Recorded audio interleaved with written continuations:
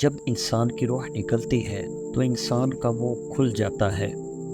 ہونٹ کسی بھی قیمت پر آپس میں چپکے ہوئے رہ نہیں سکتے۔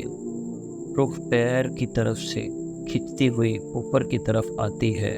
جب پھیپھڑوں اور انسان کے دل تک روح پہنچ جاتی ہے اور انسان سانس ایک ہی طرف یعنی باہر ہی کی طرف اس کی سانس چلتی ہے، یہ وہ وقت ہوتا ہے جب چند لمحوں میں انسان شیطان اور فرشتوں کو دنیا میں اپنے سامنے دیکھتا ہے۔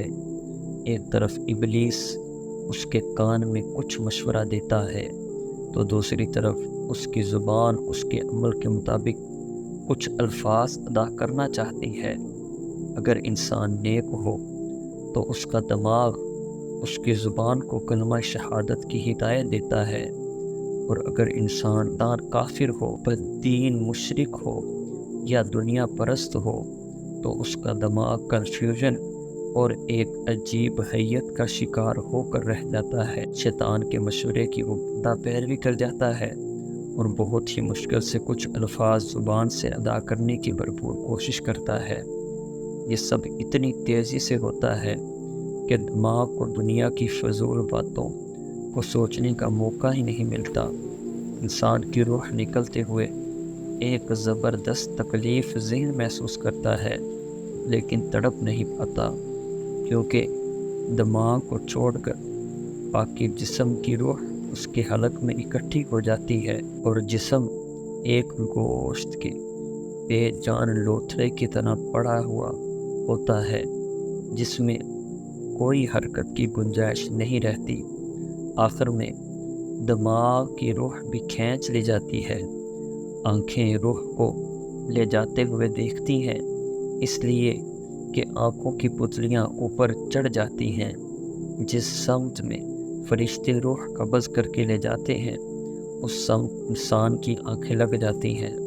اس کے بعد انسان کی زندگی کا سفر شروع ہوتا ہے، جس میں روح تکلیفوں کے تہخانوں سے لے کر آرام کے محلات کی آہٹ محسوس کرنے لگتی ہے، جیسا کہ اس سے وعدہ کیا گیا ہے۔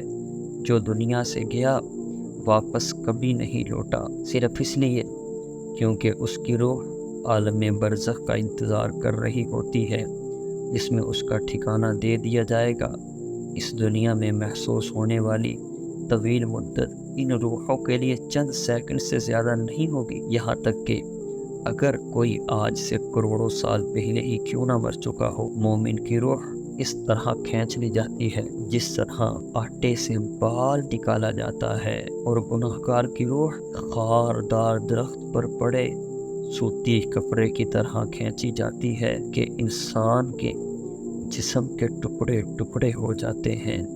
اللہ سبحانہ و تعالی ہم سب کو موت کے وقت کلمہ نصیب فرما کر آسانی کے ساتھ روح قبض فرما کر نبی پاک صلی اللہ علیہ وسلم کے جلووں میں ہمیں ایمان و عافیت والی موت نصیب فرمائے۔ آمین یا رب العالمین۔